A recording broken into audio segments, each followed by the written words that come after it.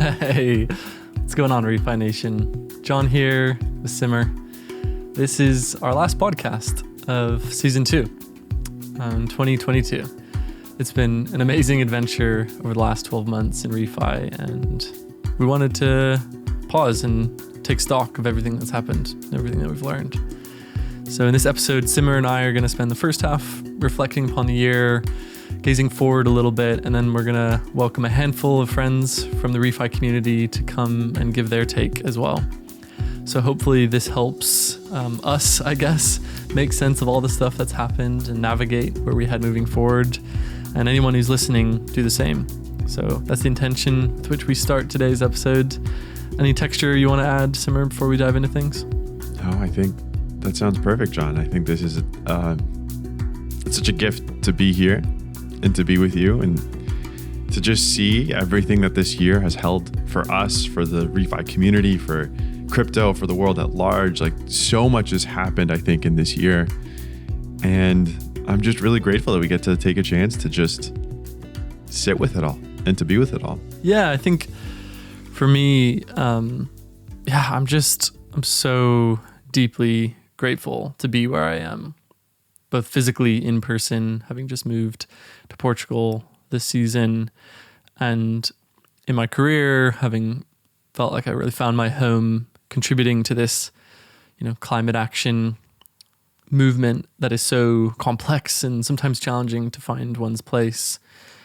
So yeah, I feel very much at home and super excited and optimistic. Cautiously though, recognizing the challenges at hand, but still firmly believe that we have the tools and all the people and resources we need to build a better world for generations to come. So that's me, man. What about you? Man. How are you arriving today in the Refi space and in your body as we look back? Yeah, man. Wow. I think I feel a very similar level of gratitude. Coming into this year, I'd spent a lot of time in crypto and Web3, like in tech, and I was just sort of like excited to see what this year was going to hold in terms of things that we'd been seeing on the DAO side, on the NFT side, like how infrastructure was being laid. And I think it's interesting because I think coming into this year, there was a lot of intellectual curiosity and discovery happening around how do we apply these tools that we have to tackle significant challenges, right? Climate action being one of them. Like, how do we actually start to make meaningful difference in the climate movement? And if I'm being totally honest, like, I think one of the biggest gifts of this year has been, of course, the intellectual has been super interesting, but honestly, the people along the way that have shown up, I feel so moved by. I think I had been previously like trying to find like, great, within crypto, like there's a lot that can be done positively, that can be done. There's a lot of good that can come from these tools. And I think I always struggle to find who are my people and who is my tribe within that larger umbrella and in that space. And I think beginning with CELO Connect, just being a part of the Refi community has brought me back in touch with like what it's like to be in community, in collaboration, in co-creation with other incredibly brilliant and ambitious individuals that are all trying to move the world in a more positive and beautiful direction. So it's been beautiful because I think one of the things I'm sitting with, it's like gratitude. And I think it's different than what I expected to be grateful for in some ways. I think what I find myself being really grateful for is like the people that I get to work with on a day-to-day basis, the founders that I get to jam with, all the amazing, beautiful people that are doing so much amazing work in this space that it really feels like we're a part of something bigger. Yeah, I think belonging as a concept is deeply undervalued and often oversold in a way where a lot of places promise belonging and a sense of home, but very few truly deliver. And I think in a similar manner, the concept of regeneration is something that we're really just starting to scratch the surface of. And I think there's a very fascinating story here of like humans learning what it actually looks like to belong on Earth and to be at home in this beautiful place that has nourished us for millennia and given, everything that we have, all of society has come from the raw material of the earth and, the process of human creation and problem solving throughout generations, building incremental advancements upon advancements. And I just love that idea of kind of shifting this narrative away from crisis towards a discovery of what it actually looks like to really build human society that belongs here and isn't a sore and isn't a wound, isn't a cavity on a mountainside, but is, an extension and an expression of that. So yeah, I think those are some interesting thoughts that are coming up. And yeah, I think I don't know if there's any other key ideas that really came up for you over the last year. Obviously, we've done now, 20 some episodes together. You've met so many people through Magic Ventures, both in raising the fund and also, evaluating startups to invest in. That was one of the key concepts for me. Was there anything that's calling out to you, or, feel free to take a different direction if you want. Yeah, totally. I mean, I'd love that. I just want to also just, echo the note here of I think there's one way of approaching everything that's happening from a perspective of crisis, right? Which then elicits a reaction. And I love that point about, hey, what if we just approach this of what is this here to teach us? And what could we learn about ourselves and what it looks like to be in relationship with the earth? What if this was here for us to teach us something? And I think, it's we can't change the facts of what's happening, but we can change how we interpret them and then how we move from them. And I think that's I think is actually, key ideas. I think one of the big takeaways is just how important it is to, in regeneration, there's the external regeneration of the world and the solutions and the technologies that we build to support that. And I think one of the things that's been really, another thread and dimension that we had through our episodes was, what is the inner journey like? What are the practices that enable people to show up as their best selves, to regenerate their own will and their own spirit and their cultures and their environments around them? That's been a theme that's continued to come up both in the founders that we work with and you just recognizing the importance of the inner journey and doing the inner work to be able to show up from a place that then allows for a more versatile, showing up for and building and creating in the external environment of the technologies and the solutions that will actually lead to regeneration and the infrastructure that supports that. So I feel like that's been another theme that's continued to come up that we talked about, I think, at the beginning, but just to see that of hey, we talk about regeneration, there's the inner journey and there's the outer journey, and both are important. Both need each other to actually be able to fulfill the transformation we're talking about.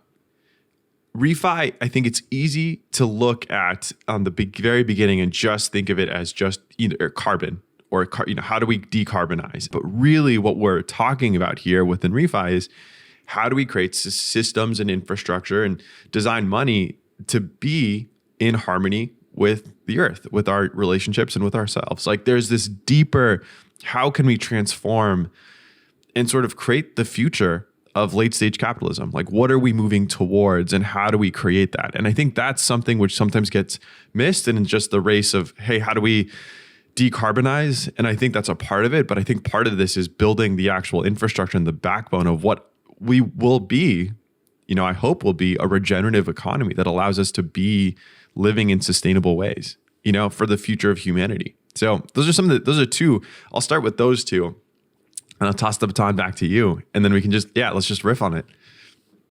Yeah, that sounds good, man. And it was actually a moment that came up for me as you reflected back the question. It was the end of the Refi Lisbon side event during Solana Breakpoint.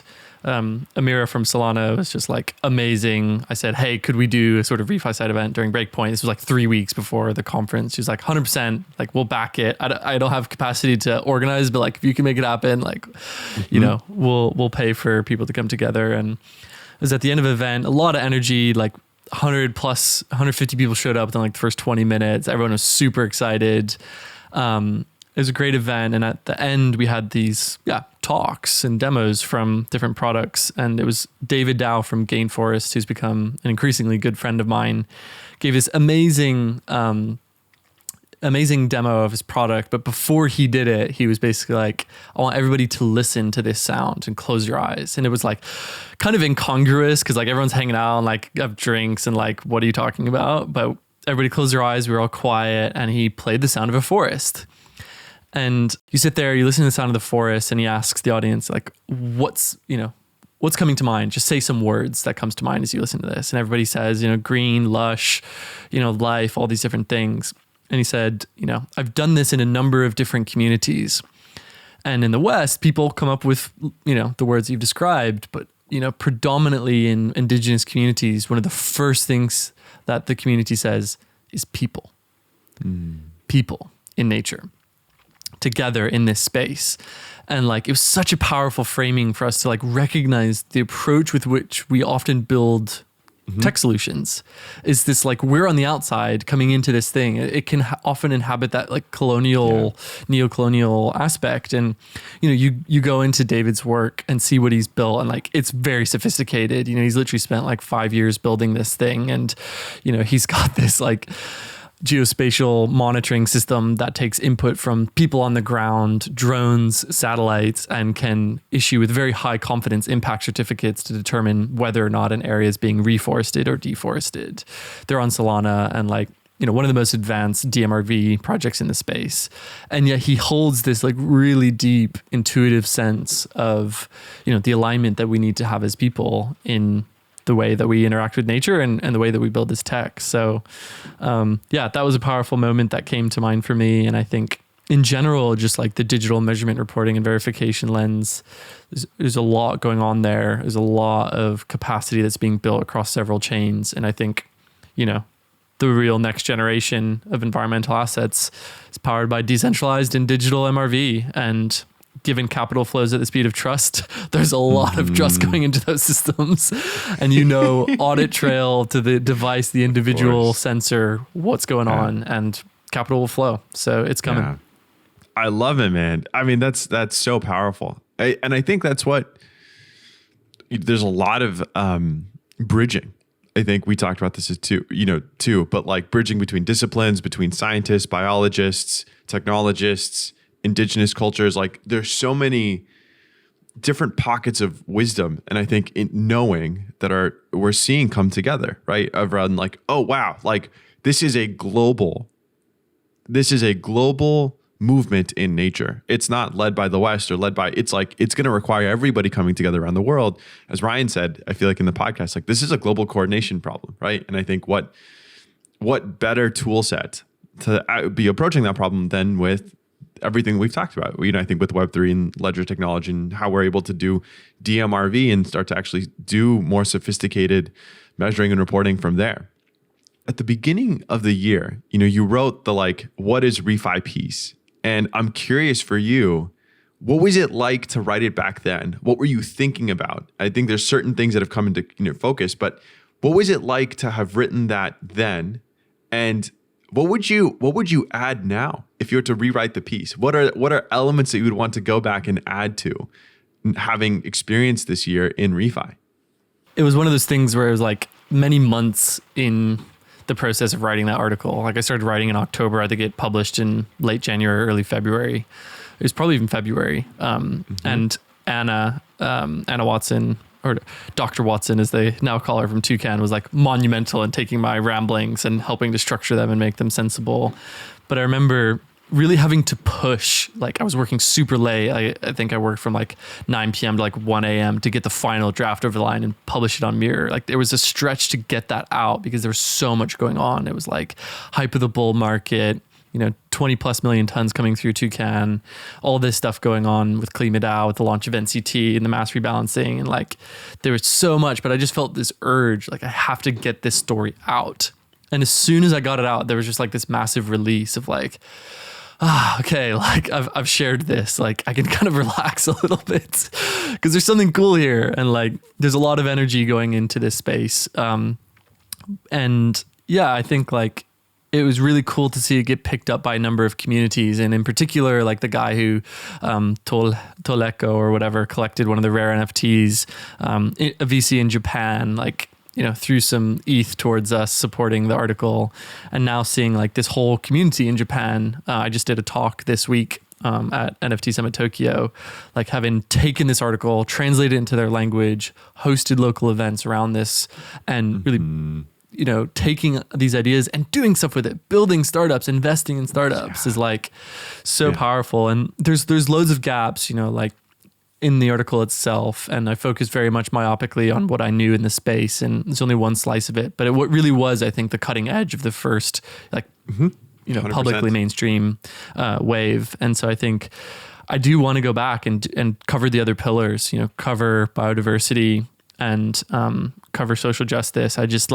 I don't know, maybe that's a community piece. Maybe that's not me. Maybe there's other people who need to fill those pillars. I know Sev from ECO Labs is working on creating content to fill the gap. But yeah, this is a movement, and I'm grateful to have contributed to a tiny part, but it requires a whole orchestration to bring this thing to life. Man. Yeah, I love that. That's beautiful. I think it'd be fun to go and revisit that. How do you feel like you've changed internally since writing that article? What's that been like for you as an internal shift? I think when I was first coming into Refi, I was still stretching, like, I've got to kind of like prove myself and show X, Y, and Z to myself, to other people.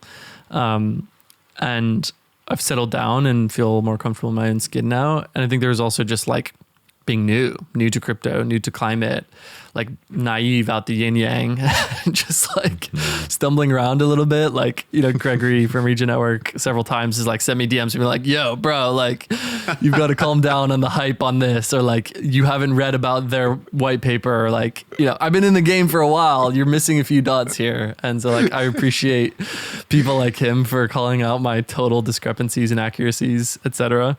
So I'm creating a more well-rounded perspective.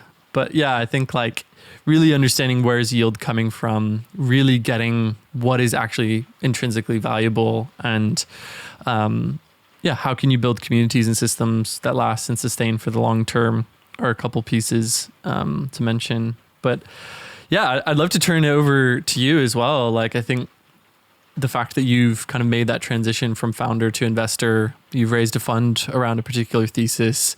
You did it like right as the market went from bull to bear, and you've had to like readjust your fund size, like, focus on a particular lens of the movement. Like, what's it been like for you both personally, and like, what have you learned throughout that process and transitioning?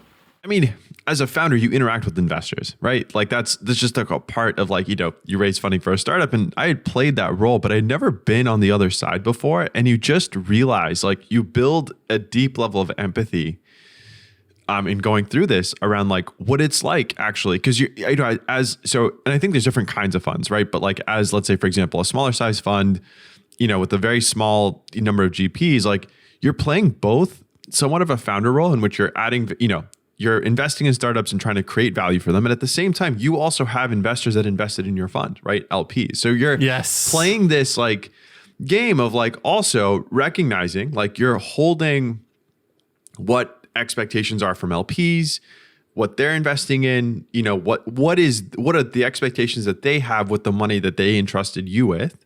And then also, so there is that financial responsibility back that you begin to sort of like understand how and why investors think the way that they do, right? Like how they think about portfolio construction, how they think about check size, how do they think about ownership targets. And it's because there's all this there's basically just like math around how do you return a fund to create good returns for LPs. And it's just interesting. I think that was like a huge learning experience, was like realizing what it's like to be on the other side and to see the parts that now made sense, and also the things that I wanted to do differently. Like I think like part of what I've really tried to approach is trying to approach like being an investor not as in quote, like, yes, there's moments to play the investor hat, but really trying to be almost like a peer founder, right? Like in a very similar way of like on the ground, how do we riff, how do we create, and not creating a status dynamic between investor and founder. Like, I think that's something which it's been really fun to play with, is like, what is the unique way that I want to be an investor and want magic to show up in the world?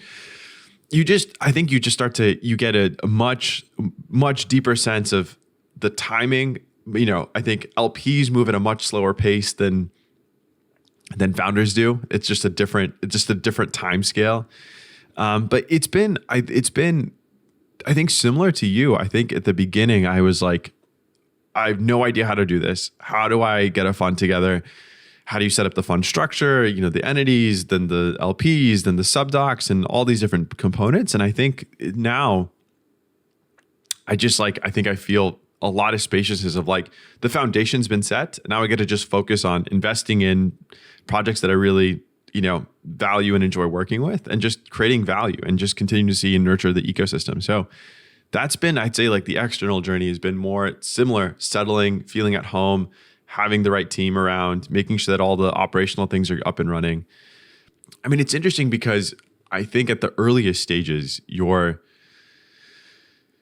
oftentimes taking like the biggest, like you're backing the people behind the projects, right? And so I think there's like this interesting dichotomy of like, yes, investing in a space, but then also finding founders that you enjoy working with and want to see succeed. Because at the end of the day, there's a lot that's out of your control, but it's like you get to pick the people that you want to work with. And so I think it's been such a joy to like within Refi, there's so many talented founders, Helena from Spirals, we've been working with like Luke from Collectivo, right? Nicholas from Ivy, like all these incredible founders that are truly from their heart, like wanting to move towards this world and are incredibly resilient, incredibly thoughtful, looking at the space and being like, how do we create here? How do we add value? And I think it's been so awesome to see founders being resilient and seeing all those things come through and finding the community within Refi to really bring this out into the world and come together. So that's been like super fun. You get to choose that. You get to choose who you work with.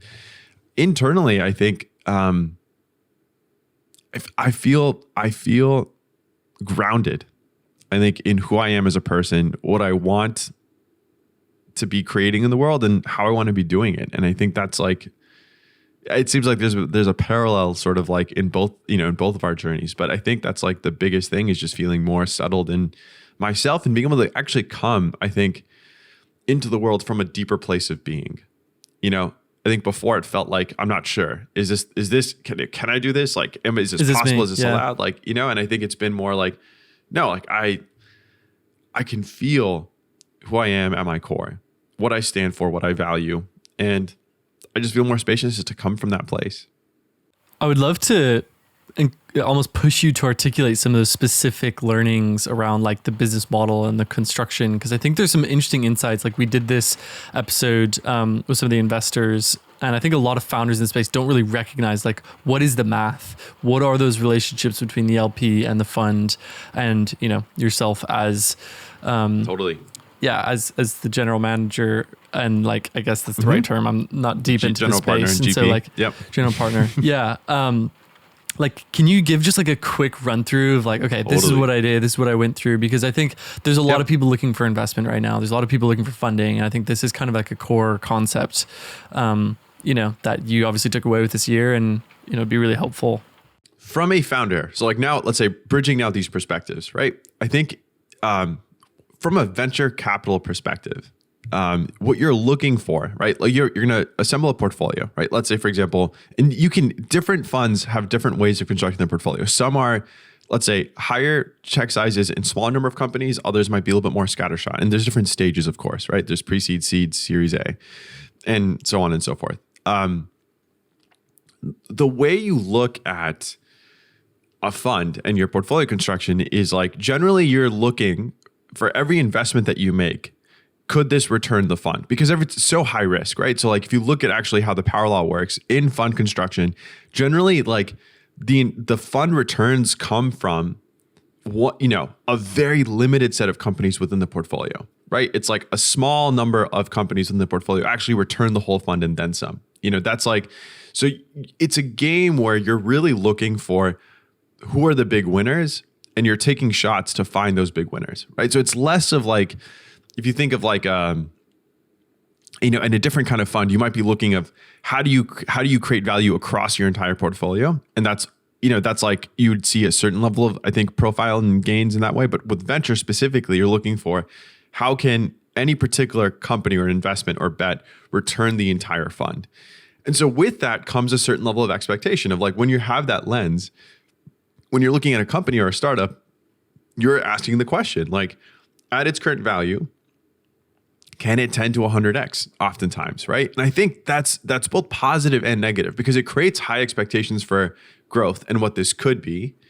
And also, I mean, and there's certain businesses that I think are great for that. And it's also, I think, like from a founder perspective, I think sometimes it's easy to think that like venture capital is the be all end all. And I think oftentimes it's like when you're on the venture capital wheel and you're relying on that to be the funding source of your business, like that's also potentially dangerous too, because you'll just continue to dilute yourself within the cap table. A lot of public companies, 80% of the cap table is actually investor owned. Like if you continue on the sort of like venture capital cycle, and so I think part of what I'm interested and curious about too, and this is like, to be clear, a process of discovery, right? We've invested in certain companies and projects. We're exploring the model, but what does it look like? Are there ways to even reframe venture capital in a way that supports, let's say, more regenerative based ways of building and creating and starting companies in the world? I think these are questions that I'm also thinking about too. Like there's the existing model, but are there ways in which that needs to be changed as well? So those are some of the questions, but that's some of the math. It's like, and I think that's why I think a lot of times there are good businesses that aren't necessarily venture scale, and that's not a bad thing. I think it's like sometimes there's some businesses that like just make sense to be businesses and they don't need to be shooting for that level of growth or percentage. Yeah, totally. And I think like there's an exploration we're undergoing, which is how do you both support the cultivation of venture scale businesses that, create tech and go to market and, really change the world in a sizable way, while also supporting public goods and the types of projects which don't necessarily reach that scale, but still make a meaningful contribution. Yeah. And I really appreciate Kevin Iwaki in this context over the last year, and also Scott Moore, two of the founders from Gitcoin, in the way that they have really kind of heralded this call towards supporting public goods. And I think the Gitcoin community in particular has done an amazing job balancing that delicate dynamic. And being, amazingly generous and giving. Like, I think it's really profound to see what they've done in that space, and to see like Kevin start in public goods and now starting out super modular as a venture studio, looking to build, on top of this infrastructure is really exciting. So I'm super stoked to see where they go. And for our listeners who are just tuning in, we're going to shift gears here from the first half of the episode, which was a bit of reflection between Simar and I, to now welcoming a good friend, Brian from LOA Labs, onto the podcast. And so, Brian, as we welcome you, I'll also welcome our listeners to just arrive wherever they are, whether it's washing dishes or at the office, driving on their commute, to just feel where they are today in the context of this year, and to be present and join us. And all attention to you, Brian, and ask how you're doing today. What's going on, sir? Hey, man, I'm good. Thanks for having me on. I really appreciate the invite, and thanks for that practice of mindfulness. I appreciate that very much. It's so good to see you, Brian. I know. I'm just so excited. I'm like holding. I'm just like, oh my God, Brian. Gosh, wow. It is so good to see you, Brian. Yeah. How are you doing, man? What's life like? What's life like for you right now? Well, good, man. Other than I'm gonna take this off my bucket list. Being on the Refi podcast. There we go. That's a really nice one. So I'd say I'm pretty great, considering I'm just ticking one of the big items off, man. I'm so grateful to you two guys. We've been doing this Refi Gratitude collection thing together, and it's been such an amazing experience getting to know you guys. But actually, I have a lot of genuine gratitude for both of you, because I wouldn't be where I am if it wasn't for either one of you doing what you're doing with Refi DAO, with Refi Podcast. And John, I've told you how much I appreciate you previously, privately. So little public recognition for you as well, man. Thank you so much for just being a source of light and encouragement in our space. Definitely there's a lot of folks out there that are trying to solve this problem, and it's really easy to kind of get pulled down into like climate doomerism and things like that, or solve a really unique set of problems in Refi. And you're always kind of above it all, just kind of cheering us on, man. lifting us up. So thank you. And same to you, Simar. Bro. You've always just got such a great smile and presence. I appreciate you guys. Yeah. Dude, so sweet, so sweet. sweet. Thank you, man. And yeah, I'd love to recap and ask you maybe a couple specific questions as you're here. One is like, what's been a highlight for you over the last year? And then maybe to counterbalance that, like what's been one of the hardest things over the last year? And you can talk about wherever, and then maybe we can wrap up with a bit more info on what's going on at LOA Labs, what's happening with the Gratitude collection. So we'll start with that first one. 2022 has been a really fascinating year for me personally, and also from like a professional perspective. So, transitioning to working in Web3 on Refi and in climate full time, happened this year, and that's amazing. I think that's been a long time coming for me. I've been working in the cause-based space for the last 8 years. I was leading a UX design and development agency that only worked with not-for-profits and cause-based organizations in Australia for 7 years. And a lot of the work we were doing was really focused on, bettering lives for a lot of people that were traditionally disenfranchised and not looked after or taken account of in our society, like people who are, neurodiverse or have accessibility needs. Being able to move to climate is one of those things where I feel like it just 10x's everything that we're trying to accomplish, because it's for everyone, including those people, especially for those people. That, I think that's the highlight, man, just finding my home in Refi at LOA Labs, and really getting able to apply my experience with building teams and companies and bringing like vision, like taking big vision and turning it down into like little executable pieces at LOA Labs, I think is going to be really fascinating. Low point, it was leaving Australia and coming back to the United States. Actually, was really challenging. This is a bit personal, but like from a mental health perspective, we lived in Melbourne, which was, I think still is, the most locked down city in the world during COVID, with like police enforced lockdowns. And that was just coming out of that, and then transitioning jobs and, packing up our house in order to move back to the States, because this is where a lot of the action is really happening. Although we do need so much more of it down in the global South, right? Which we can talk about. I think that was really challenging, actually, coming back to the States. But yeah, my family was super resilient. They propped me up. I've got so much gratitude for my wife, my little girl, who is kind of like my motivating factor for everything I do at work. Anytime I'm not with her, it really needs to count. So it's, all the more reason to just do great work and try to build as big and as fast as possible. Beautiful. Man, I love that. And I also know the lockdown vibes and the moving life and juggling family dynamics, and the impact on one's own mind and the way that affects your body is just, I think there's so many people out there who've made big leaps externally and internally. And I think we're all learning how to adapt to the era and age of volatility. And, I was just hearing torrential rains on my roof. There was historic flooding in Lisbon this week and today, and it just keeps raining. Our house has flooded 5 times since we moved here. And the landlord's been like, I've owned this house for 22 years and it hasn't flooded once. And like, these are the times in which we live, and our families are often our anchor. And yet we also have this desire to contribute in a broader context. And so, that's just a thought that came to me. I'd love to hear more about the Gratitude collection if you want to go into it, unless you had another question, Simar. The remaining few we got. No, Brian. that sounds great, Brian. Yeah. For sure, man. By the way, John, I totally, before we jump into that, just want to acknowledge, it is challenging. And I know you've been through a lot, with moving to Portugal and just, getting your family across borders. It seems like every time we would cross each other's path, you were somewhere different. And you've got kids too. So I know you feel that, man.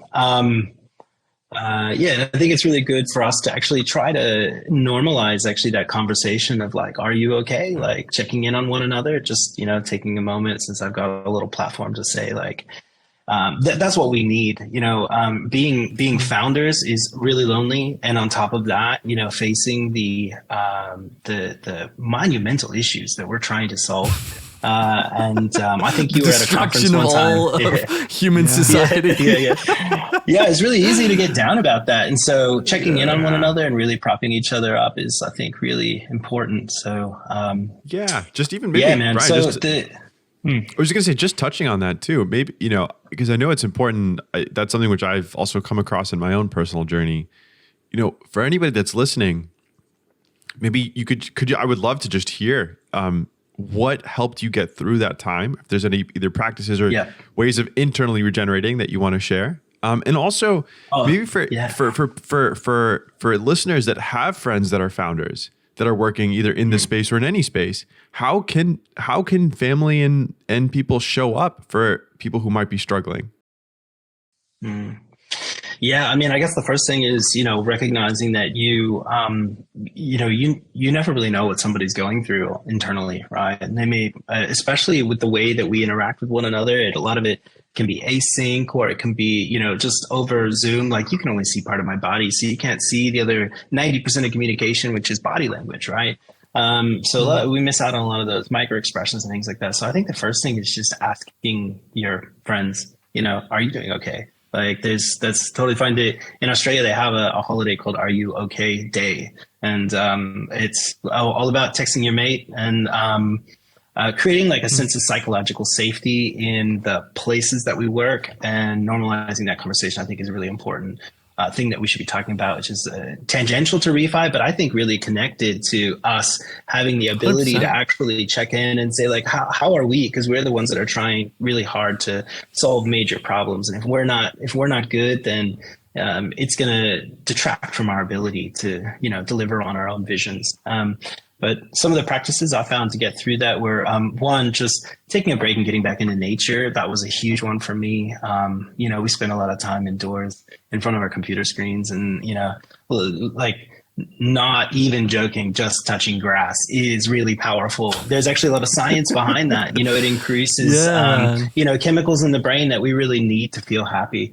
The other thing is meditation. Some people are not a fan of meditation because they've got really active minds. I have massive ADHD, and I found meditation very difficult at first, but I think this morning my app told me I'm 145 days streak without missing a day. And the thing is, it's a practice. And in doing that, thanks, man. In doing that practice, I think you learn that everything in life is a practice, right? You learn to give yourself more compassion, and you learn to find yourself in those moments where, oh man, I didn't do that thing or that presentation or show up to that podcast the way that I wanted to. But you're like, you know what, man, I'm learning. And, every time that I keep showing up, it's about growing and improving and exploring kind of those growth edges that we have. That was big. And then journaling, I found journaling to be really powerful as well. And at first, I think I went a little crazy with it. I kind of tackled it. I was like, thinking I needed like an hour of journaling a day. I got it down to just 5 minutes of just setting in a couple of questions I find that are really powerful, of like, what did I learn today? What gave me energy? And what took away my energy? Those two questions are really powerful, especially after 20, 30 days of doing it in a row. You look back on your answers and you kind of see some trends that you can, put some life design stuff around. How did I push the needle today? And then just, maybe like 5 things I'm grateful for. And that can be as simple as, a really nice cup of coffee, or, a beautiful life moment with, my daughter or something like that. And I find all of those things are very grounding. And those are the things that really help me get through. Of course, in addition to family and friends that, again, talking about it, of like, oof, man, I've been on the other side of the world during a really tumultuous time in American politics, and I got to go back. It was a big thing to think about, So, it was good. Brave. Yeah. Wow. So appreciate you sharing that, Brian. Thank you. I think that was really from the heart, and I think that a lot of just beautiful nuggets there. With that, I'm curious for you, and we can dive into the Refi Gratitude collection, but just if there's one thing, maybe a key idea from Refi this year that you've been sitting with, or that you'd want listeners to, sit with as a key idea in Refi as we walk into next year, what would that be? in my career, I've always been kind of like a behind the scenes guy. Like I've always been part of companies where, like a band, you have like the front man that everybody knows, and I'm the drummer keeping the beat. I think I've been able to observe a lot of the frontmen in refi, or front people, I should say. Sorry, that's a more inclusive term. I've seen a lot of people that bring pride to their work. And I think that pride sometimes can get in the way of this idea of collaboration and cooperation. And people kind of can entrench themselves into, this is the methodology, this is the way, because, obviously there's business incentives for that. We're all striving really hard to build robust businesses that can survive, a very heavy bear market and things like that. But I think the one thing that I saw surface coming out of the BKWG, and for anybody who's listening doesn't know what that is, that's the blockchain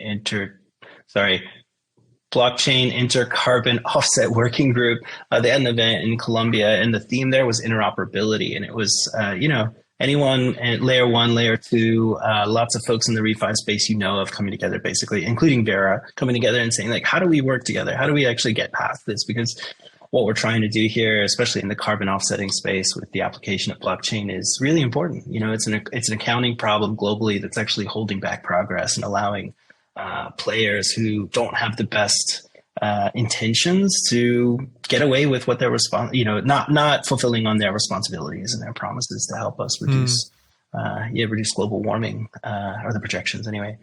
So I think that idea of interoperability is something that we should really go into 2023 with.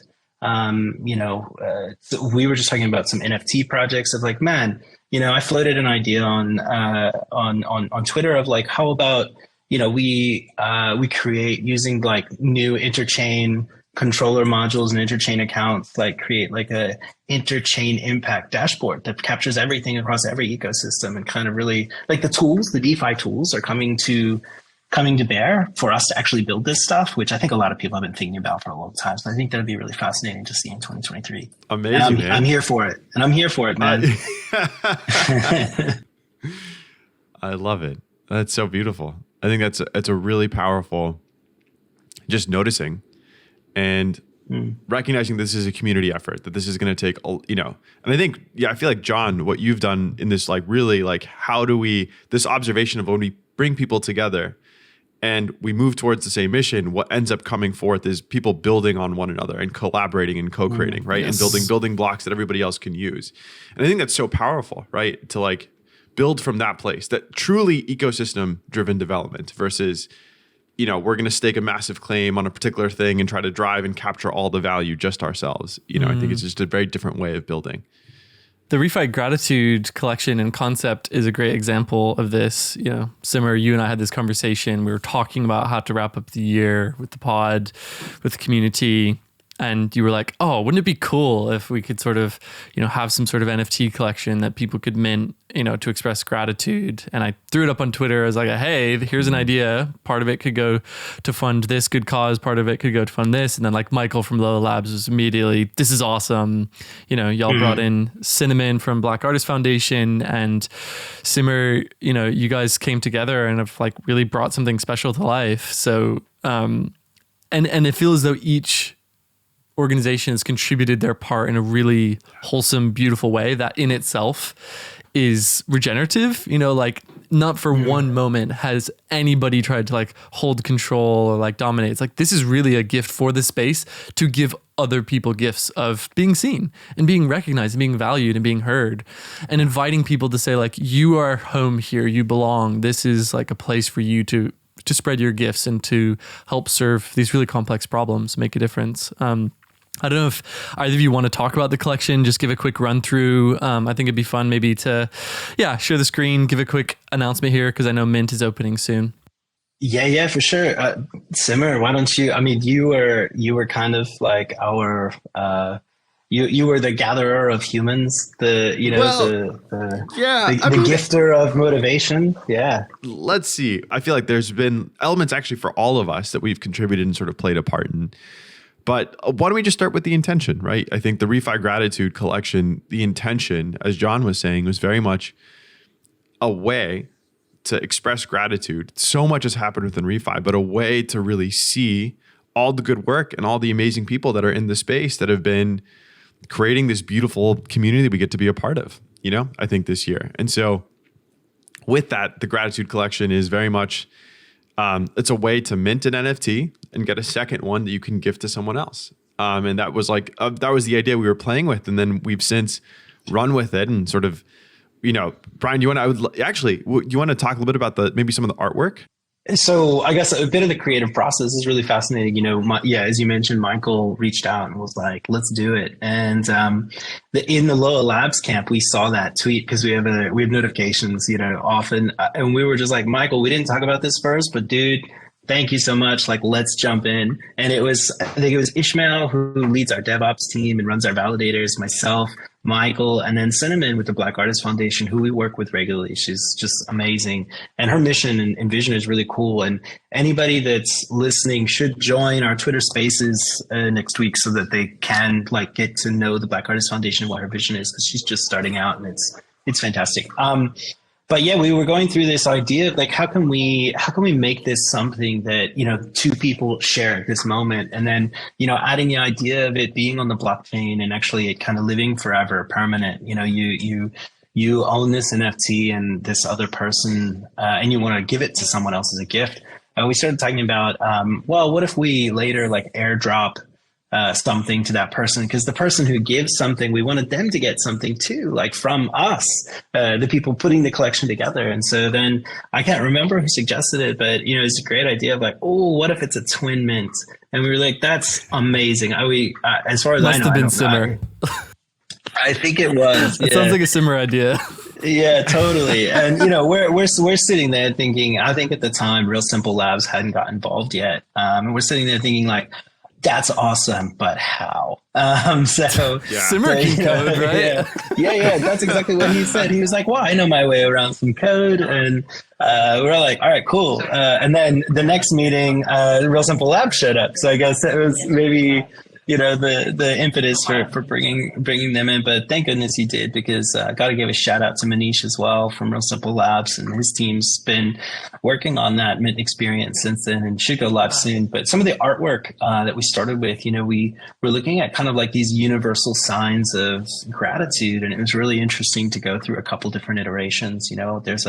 There's a symbol out there, if you Google it, that, is there is a universal symbol for gratitude, but we felt like it wasn't quite recognizable, not really kind of in that, I guess not in the memescape or the typical tropes of NFTs, something that's collectible.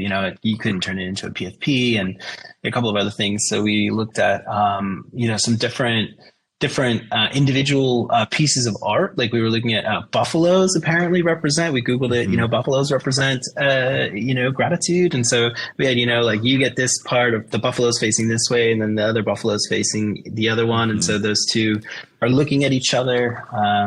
And Cinnamon was so lovely coming up with all these different ideas. And then, we kind of brought it home to looking at Refi DAO, which is, for pretty much everyone, Refi DAO is the home of Refi. And we were looking at, the branding for that. And John, you came in and you offered some really good, vision there, and offered up some, some creative direction that I think was really needed to kind of land it where it landed, with this kind of cosmic vibe where it could potentially be, your new Refi orb that you can only get when someone else tells you thanks for something you've done, or thanks for being who you are and showing up. And one of the ideas we talked about was that we really wanted people to kind of highlight those folks that operate behind the scenes, because we all know the influencers in Refi, the big names, and those people that are, flying around the world to conferences and speaking, they're very,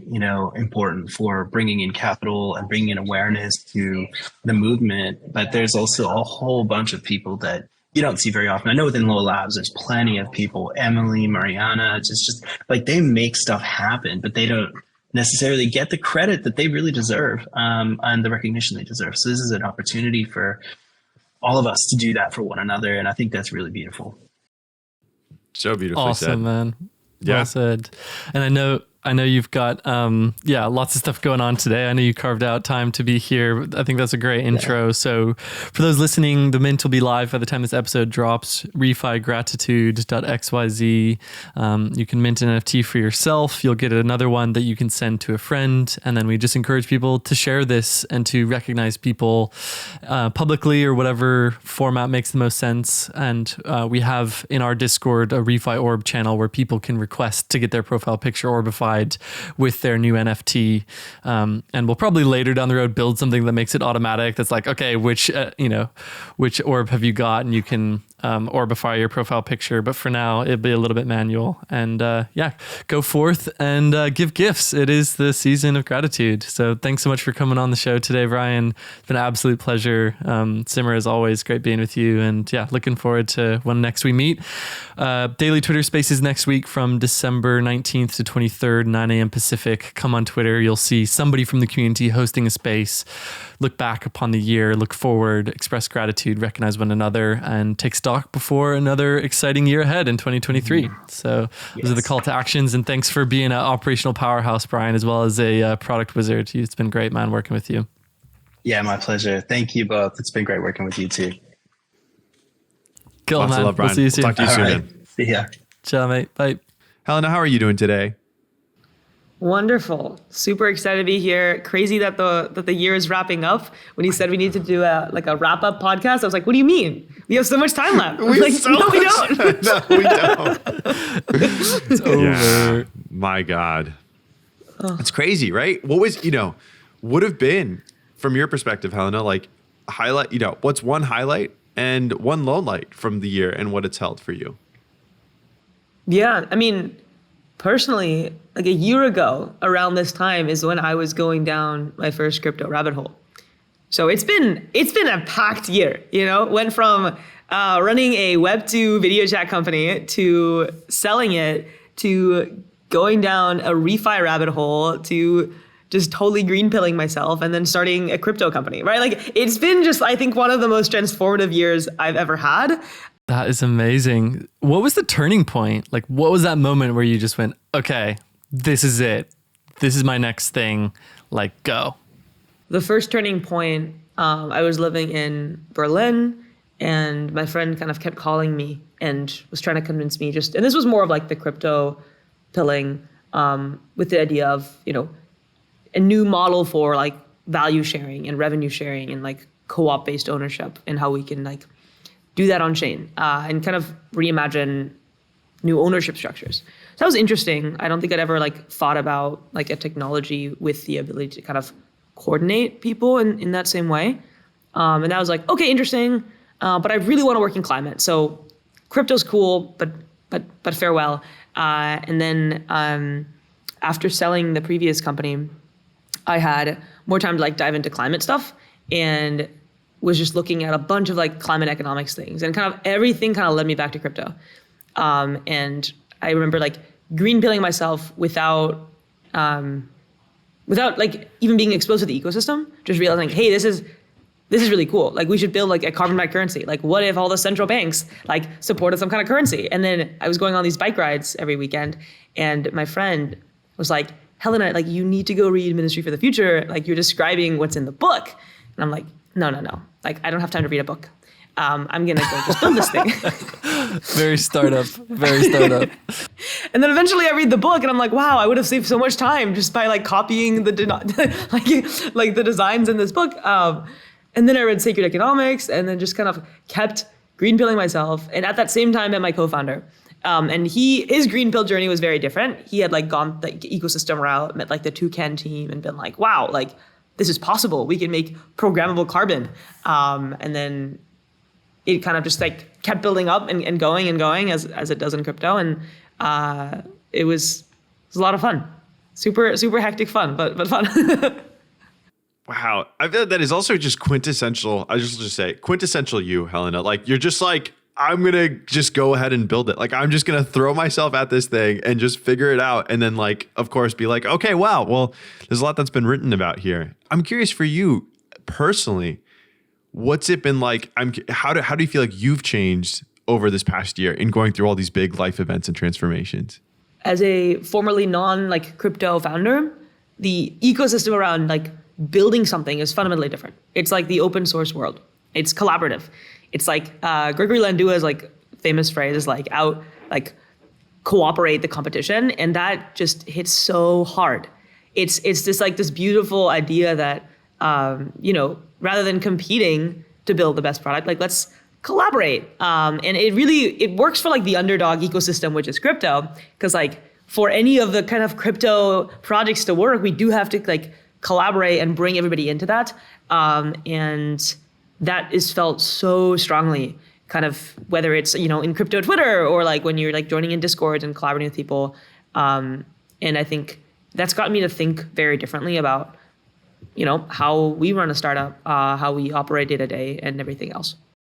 That's beautifully said. Crypto is maybe at certain points collaborative, but there's no ecosystem that's been more collaborative, like hyper collaborative than Refi. It's been so beautiful to see.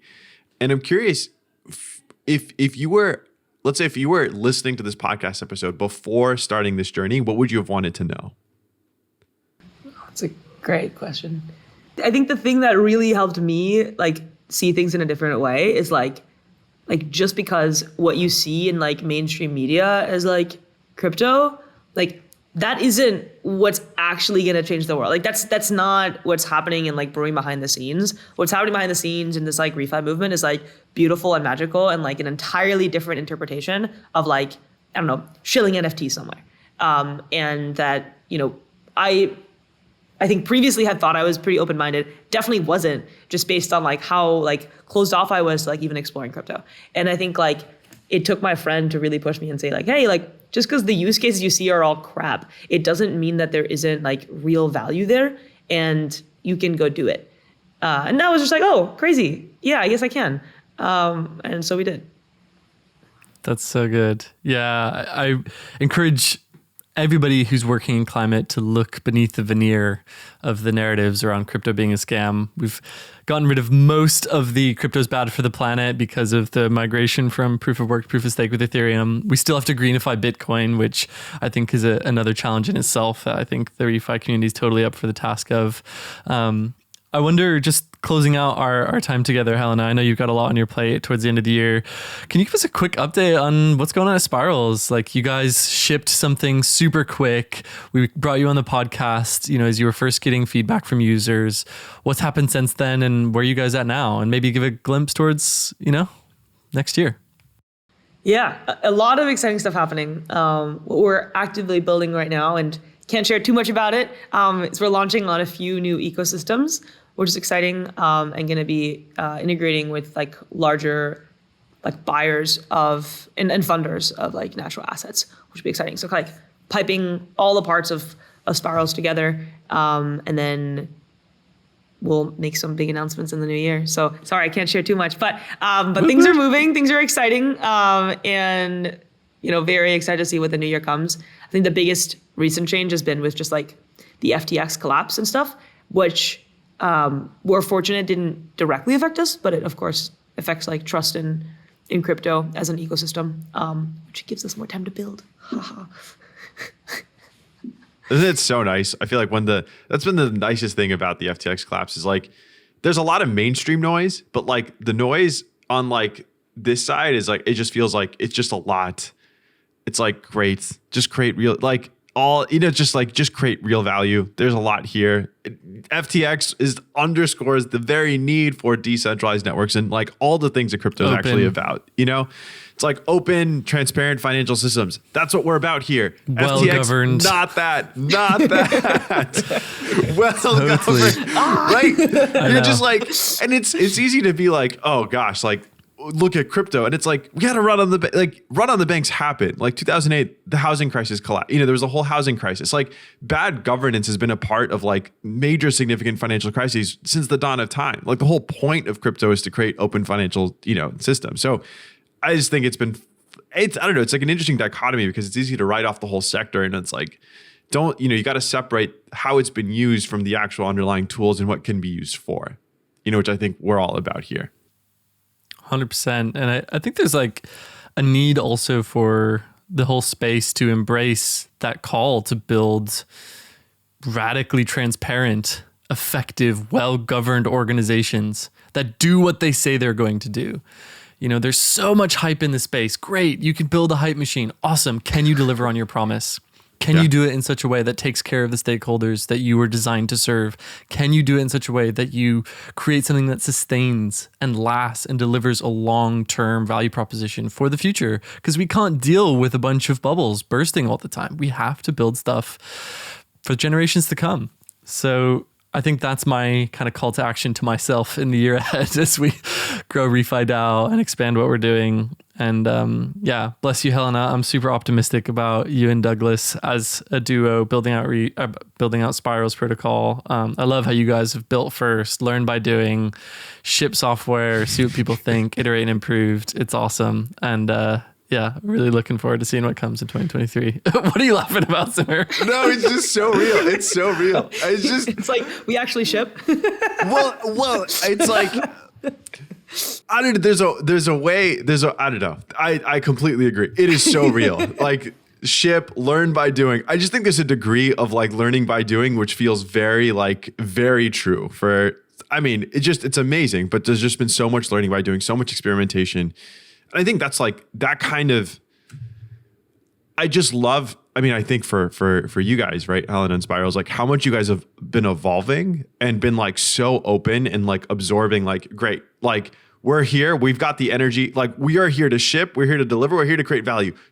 Point the mark. Where do we go? What do we do? Let's talk. Like, it's like, it is awesome. And I think that's what we are. I think that like the Refi as a space, like I think we've got so many different perspectives and I think all of them are important. And I think we're at that edge of like, great, like we have this beautiful world and this vision that we're talking about. Let's execute on it. Let's make it happen. Let's like bring the people together. Let's align the businesses. Let's get assets moving into green projects. Let's like regenerate the climate, and I think there's a way of like, it can be really fun when you come from that place, and I think that's one thing which I've really learned. I feel like it's been such a gift to work with you. It's just been like, wow, like how fun could this be to be solving some of the world's greatest challenges, creating entirely new financial systems from scratch and seeing what can happen. What do we've got to lose at this point? That's it. Oh, I love it. And jealous that you guys get to hang out in person over the holiday season, get to co-work in the flesh. The Refi and Silicon Valley vibes are definitely ones that I'm fond of, and look forward to hanging out with you in the new year, Helena, at some point. I don't know if you're going to ETH Denver. I'm going to make out the trip to see my fam. You're going to be there? Yes. There? Wait. Let's go. ETH Denver. Brian's going to be there too. I was just checking. ETH Denver. Let's go. 2023. Let's all go. Refi Nation, show up and ship. Let's make some If you're a listener and you're in Refi, come through. Come to ETH Denver. We'll host something. We'll put something together we should do a podcast episode there. Let's do it. Let's do a podcast episode in ETH Denver. You should just like interview people like, oh, what do you know about Refi? And then you can make like a fun little TikTok. Yo, this could be, let's do some fun things, John. That'll be fun. Awesome. Let's make ETH Denver amazing. Let's do it. Awesome. Well, thanks for coming on the pod.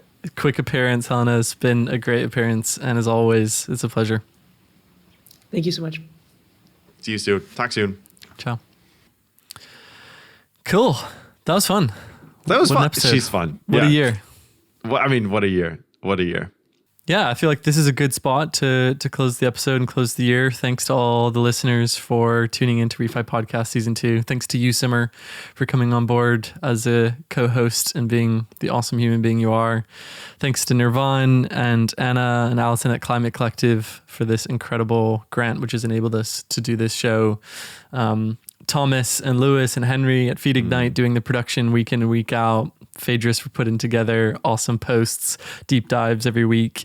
Pranav and Kate doing marketing, community building. We wouldn't be here without you guys. And any other closing thoughts from you, Simar, before we leave? I think I just want to say how grateful I am for you, John. Like, you have been one of the greatest gifts that this year has held. both in terms of like who you've been as a friend, as a collaborator, being able to be on the podcast with you. And I'll still like when I first met you at the CELO Connect conference, I remember feeling like just such a deep resonance. And I think the fact that you took a chance on me as a co-host and just like put the time and energy into building our friendship and our relationship. It just means a lot, John. And I think you've brought so much light to the space. You were a beacon for me coming in, and is such a gift to be here with you. And I just want to like echo and say just what a beautiful light you are in this world, and how you bring people together and really embody what Refi is about, like as a person, what it can be, and like how to create in that space. So I really just want to underscore that you have made such a huge impact on my life. And I am so grateful to have known you and that you exist. Thank you, man. I received that to the bone. And I wish you well, Simar. Yeah. Peace be with you, 2023. Woo! Here we go. Let's do this, man. And here's to all those builders who've just found out about Refi, who've just heard this episode and this crazy ride we're on. Here's to all those people who have something to give and want to change the world. The time is now. The tools are here. The capital is ready to be deployed. We've got an amazing community of investors and founders and contributors in this space. And let's go forth and build a better world, piece by piece. That's it. If you're out there listening and any of this resonates, come say hi, say hello. There's a beautiful community here waiting to bring you in and create something beautiful together. Awesome. See you at ETH Denver, Simar. See you at ETH Denver. And buddy. season 3, of course. We haven't even mentioned season 3. Wow. Yeah, of course. What are we talking about? We got season 3. We've got a lot. I mean, to be clear, we've got a lot in between then. But physically in person, ETH Denver. And I think that's going to be an amazing moment. Season 3 is going to be dope, man. Awesome. All right, bro. Peace be with you. Cool, brother. Talk soon. Talk soon.